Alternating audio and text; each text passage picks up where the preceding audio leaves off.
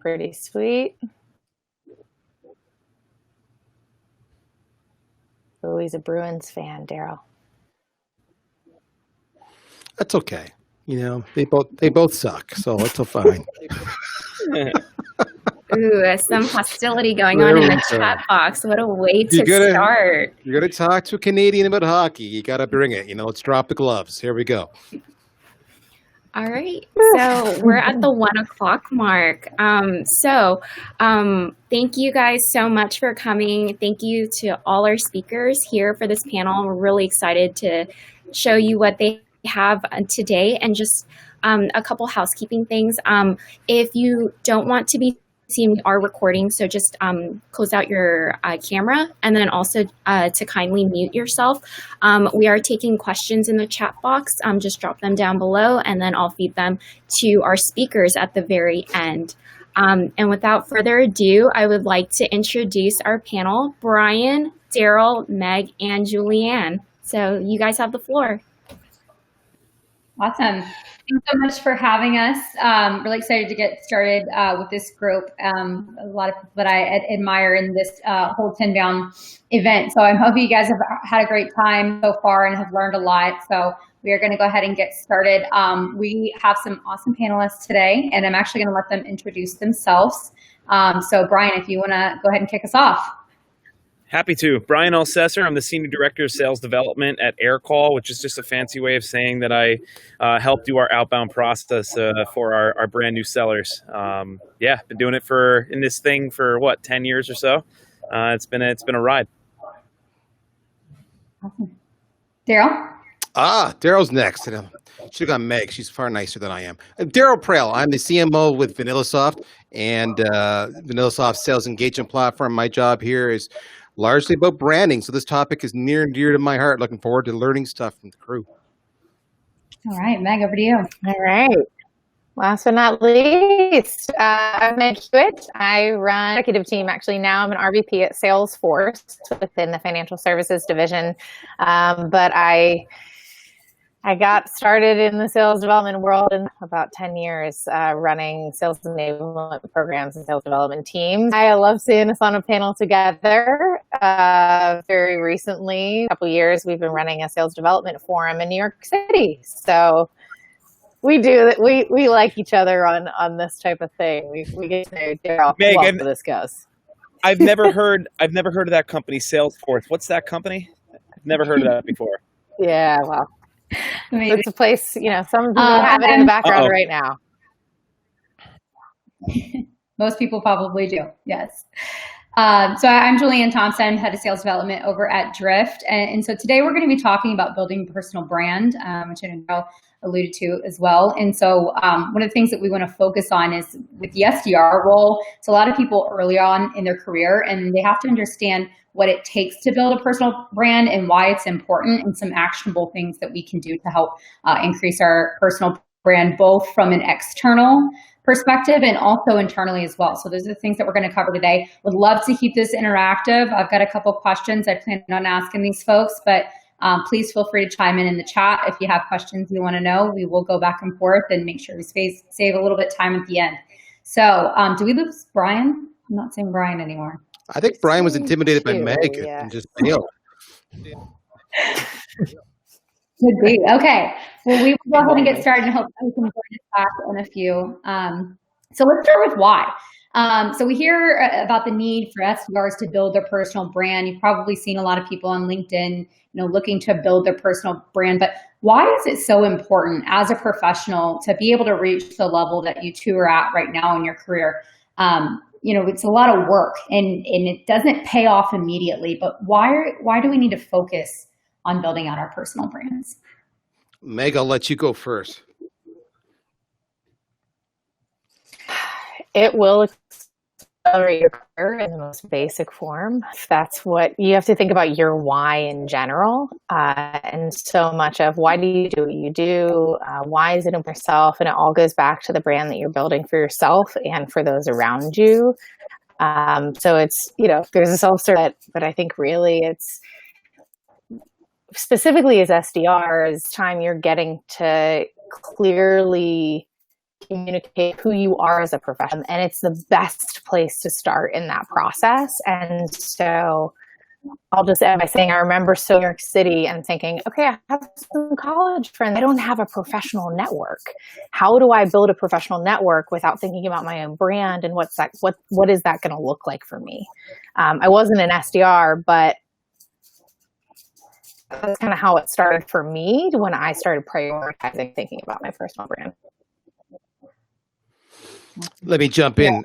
As far as the why is it important to do it as an SDR or for any role, honestly, it's a couple of things. You got to think about, I love Meg's point about the why. And let me give you one why. There's going to be multiple whys. One, though, is that it's what's your objective? If your objective is, one, to have a career and to move through the ranks, or two, in the role you're in right now as an SDR, to make sure that when you're dialing them or you're emailing them, that they actually respond to you, because you need to understand this if you don't already. Everybody else is also reaching out to that same buyer you're reaching out to. Then the question you have to ask yourself is, how do I stand out? How do I look credible? How do I look trustworthy? Why would they react? Why would that hiring manager put my resume at the top? Why would that prospect return my outreach? It always comes down to brand.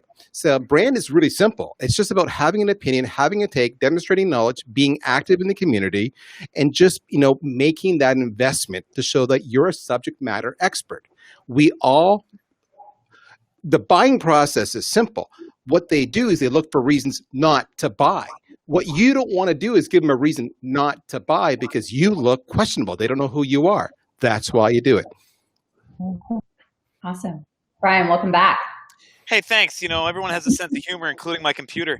Just in time. I'll rephrase the question for you because I definitely want to hear your perspective on this too to set the stage for the rest of the conversation. Sure. So we're talking about why it's so important to invest in yourself and build your personal brand. Would love your take. I think there's a few things there, right? I think it's what's your internal personal brand, and then what's your external personal brand. I think that your internal personal brand has to be one of integrity, one of those things of like you're going to do what you're going to say you're going to do, and that you're going to live up to the expectations that not only you have for yourself but others have of you. So I think that's the first one. And in terms of an external one, I think that's the one that can also have a lot more weight to it because our customers all have expectations. And what I think is interesting is that even in terms of a personal brand, customers have expectations of how you carry yourself and when you associate yourself with a brand. And so I think that if you're, for instance, customers right now, and at least in what I've seen in the past 2 years, it's been a dramatic change. They want to have engagement with a brand without having to feel like they have to open their wallet. And they want to be able to learn something. They want to be able to gain something and gain knowledge and feel like they're engaging with you. And if you can do that at a really personal level, then you're able to actually wind up infiltrating your funnel. It winds up helping people close. It winds up helping people gain trust and respect for the brand. So I think it kind of goes. There's two forms of it, and they're both extremely equally important. Awesome. So we're going to talk a lot about personal brand, but before we jump into more of the details there, we wanted to take some time to talk about helping to build a corporate brand. And so we've got managers and individual contributors on the call now. And so love to hear from you guys in terms of what is your role as an employee of a company to help build your company's personal brand and also be a representative of that brand. Daryl, let's start with you this time. Oh my. Okay. So not everybody's going to like this because people can be possessive of their social media profiles, and that's your call. You can do what you want to, but I believe, to answer the question, your role is to be an advocate for your employer, because if you do well by them, they'll do well by you and vice versa. So what does that mean? Well, what that means is that you can share the content, you can share the hardship, share the struggle that you're going through now. But here's the thing.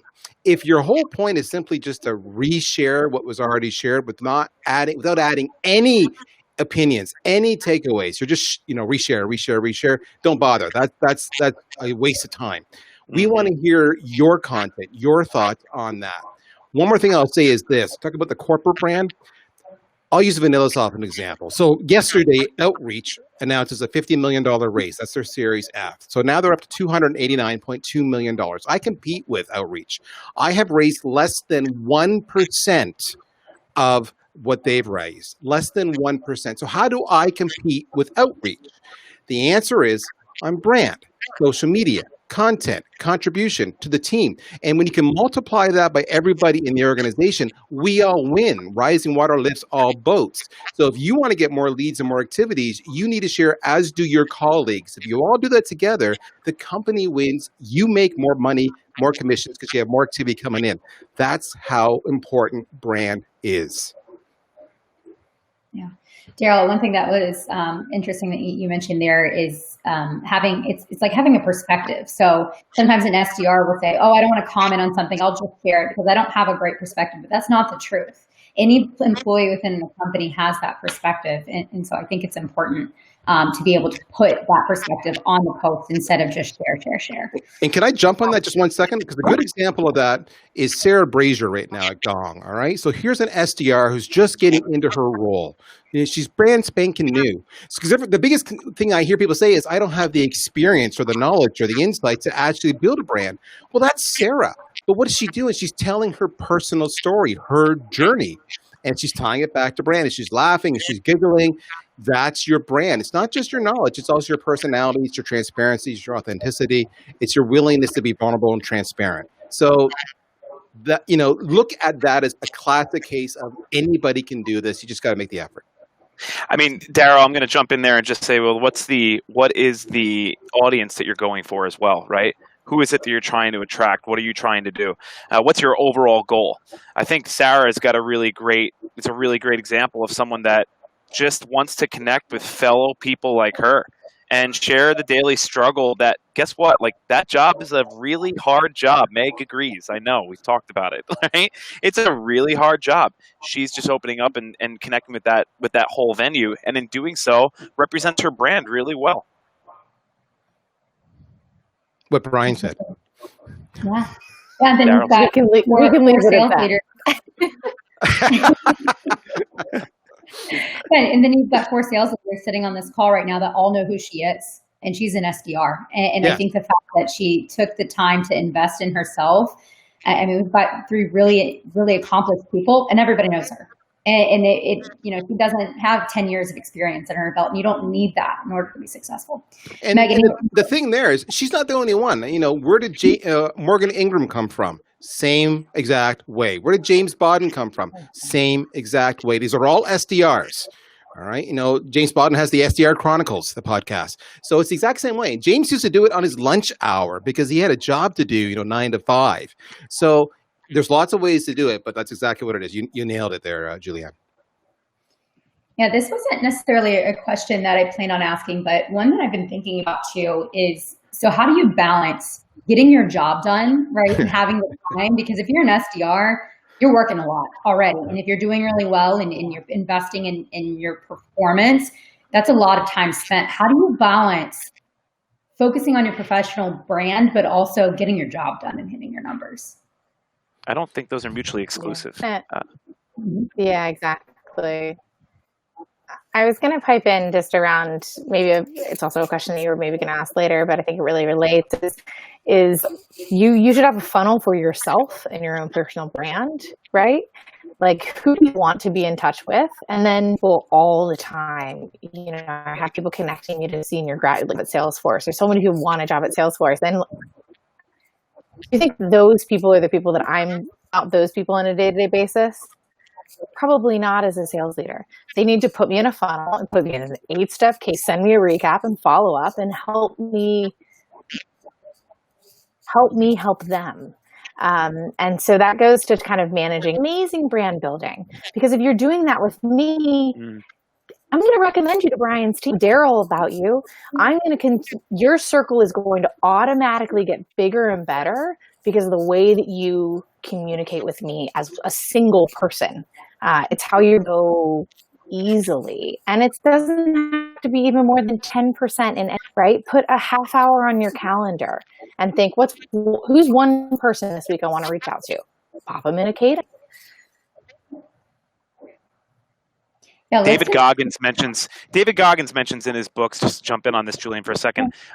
He mentions in his book, Can't Hurt Me, that most people work 60% of their day in terms of 60% of what their fullest potential is. So your question is, how is it that somebody can do their job and yet also build their brand? Well, there's 40% of their potential left on the table just in the 8 hours that they're going to work as it is. Not to mention there's 24 hours in a day. You're going to work 8 of them. What are you doing with the rest of the hours? Okay, you have to bake in sleep, but there's still a balance of hours there. I'm one to talk. I don't know if I think I invent time at this point, but at the same time, I think if you're really that interested in building a personal brand, then you have to take the time to go do it, right? Nothing just happens on its own, and no one's going to care about you without doing that. And I think that, it doesn't take that much time either. I don't know. I think, again, my idea of personal brand goes back to integrity. The idea of a public brand, something where people are asking me to join a conference and talk on a panel, that just comes from, the network that Meg was just talking about. You build your network, and that goes alongside your brand. If you hold true to your integrity, then there is your value. I don't think that's an added work element to the general day. Okay, I'll be the guy who steps outside and says, I don't agree with them. But I do agree with them, but I don't agree with them, okay? So here's what I mean. Doing basic posting and stuff, exactly what Meg and Brian said. It doesn't take a lot of time. You can do this. You don't have to do video. Video's nice, but you get the idea, right? Where it takes time is adding the value. And you add the value not necessarily in your post, but you add the value in the conversations that take place in other people's posts. Yeah. All right. Yeah. And it's not just about you doing attaboy, like, yeah, way to go with you, brother. No one cares about that crap. Okay. Just stop it. Don't do it. Have a take. Say, I agree with you here and here, but I disagree with here. And this is why. And have that healthy conversation over time in aggregate. That's how your brand grows. Because Brian talks about your network, but your network can only grow if you're engaging in those conversations with those people. And they say, who's this person? I like their take. I want to connect with them. So there is an investment. You have to prioritize what's important to you. That's my take.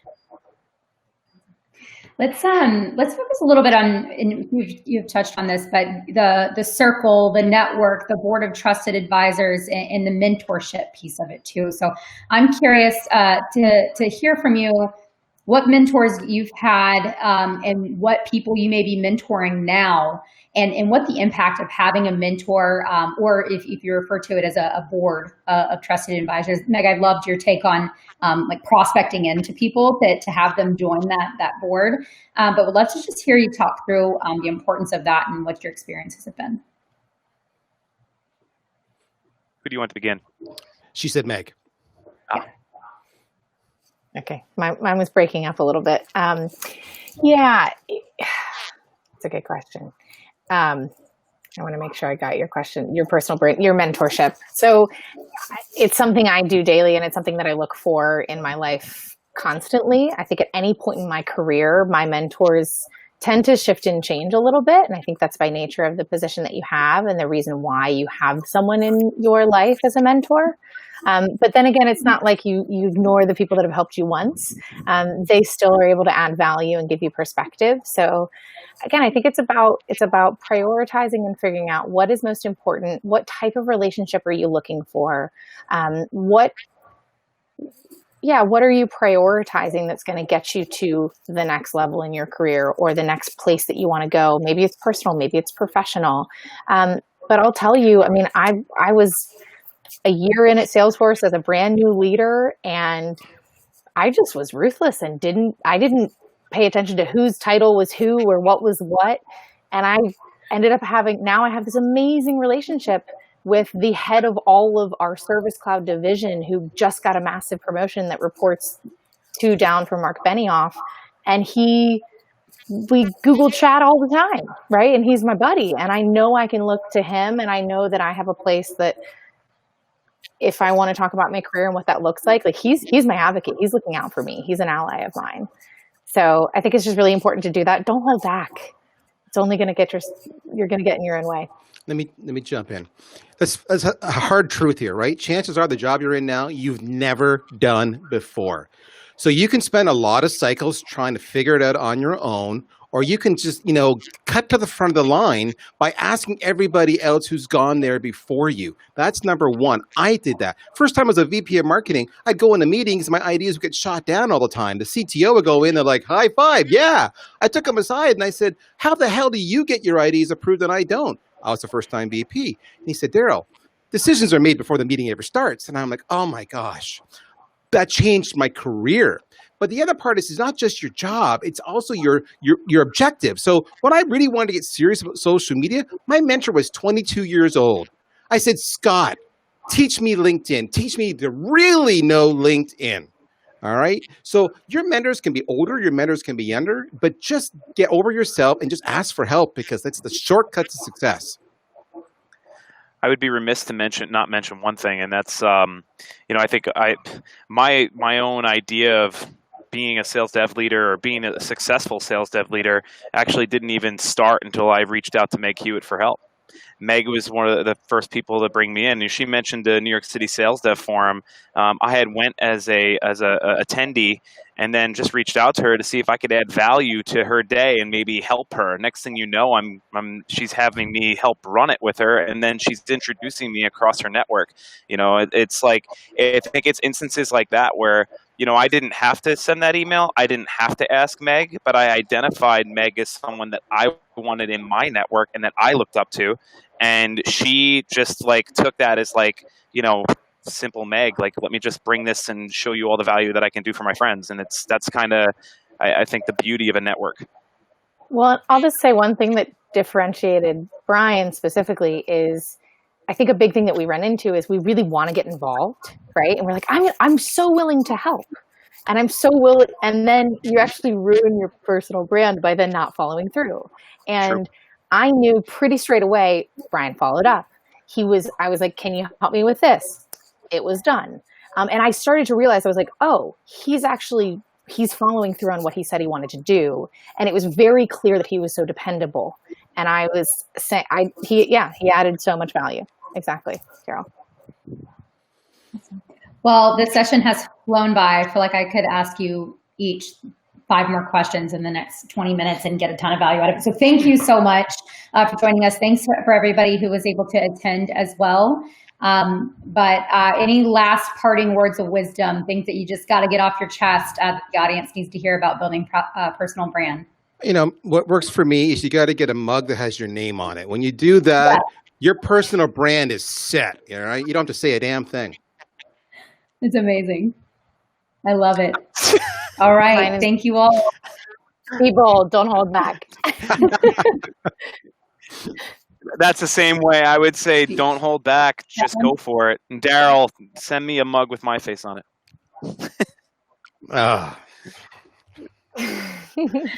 Thanks, everybody. Thank you so much. Thanks, everyone. Take care.